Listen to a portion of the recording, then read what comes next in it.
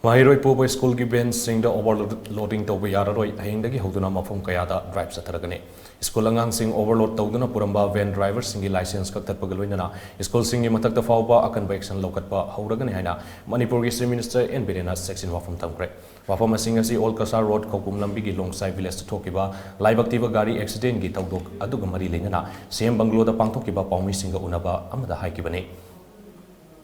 Mahang na makataradun hai ngasi thokiba live activa thodok aduda mahiroi taret oza ama yauna punna miyoi nipal laikidre nimpuna aso open nangkre makoi nipan gi manungda mahiroi amadi masak khangdokpa ngamdre laikidraba miyoi nipan adugi thawai yaudraba haksang sing jenims ki mokta post mortem gi damak Thamle ngasi thokiba thodok asi yamna live activa thodok amane haukrabadi haukre adugo matungda sigumba live activa thodok asi thoktanaba gari thoriba istilinau singna ning Thaa license Thaba matamda section na gari thawbiyo gari over speed ta thawbigano ngasi thawdo asi matau karam na thokibano haibagi matangda khangdoknaba investigation ama sataragani ngasi thawdo aduda laikidraba singda lengaki maikidagi lupa lak nga fibam thina soklaba singda lupa lak ama aduga minor injury singdana lupa lising yang kai pinana ba cabinet na warip lawre loinana nongma suti oiba numit amada school given driver amadi bus driver singi oiba meeting kam awareness drive amada athuba matamda transport department ka khusamnaraga pangtolagani hairiba meeting asida driver singna tangai fadana sarubyabiyo Mahiroi sing tindok tijin tawriba driver singna over speed ta thawbigano amade overloading tawbigano school gi authority singna su matang sahi gi January tha Phaoba excursion na tragana picnic chatpada lenga na khudakta Athingba Thamle haina se minister en birena makha take angang nang na buni na tawribra kari tawino khangdaba bahan se hekta angang mayam si ju mogi seat capacity du gi beyond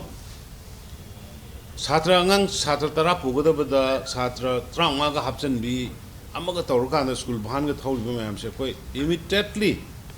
school khudingi koi verify tawrka na bhan mayam ni verify tawrka na koi adugumba ka hena bubai aba satra masing dagi purumba sing da koi ba license ka katpa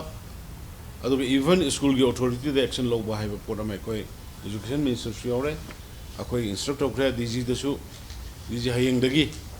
bhan singsi school gi bhan thawriba mayam passenger kano singsi yamna overload roiba gari ma thak bus ma thak ka tongjal laga chatpa adagi indham da ga oire masima hanagi akoi gi kano gi drive to helmet uptaba yadi haiba gi drive to maga akoi se drive to de dum kano ina to law se drive to chatpa dong to akoi si aduna koi mission jisu hairo sarokani an madugu makhara tawnana bai koi government lokholakani aduga noma numit ama driver punamak kawrkanda chouba lising mari manga tinba ma tawrkanda driver singi do's and don'ts maduga transport department silakanda home department ga tawrga moide awareness ama pinana ba madugi paikatsi driver sing si license properly phajana pairaga thawri bra thawdabra Kramai to uno karino have the shop overall review ma tongna by home department maduma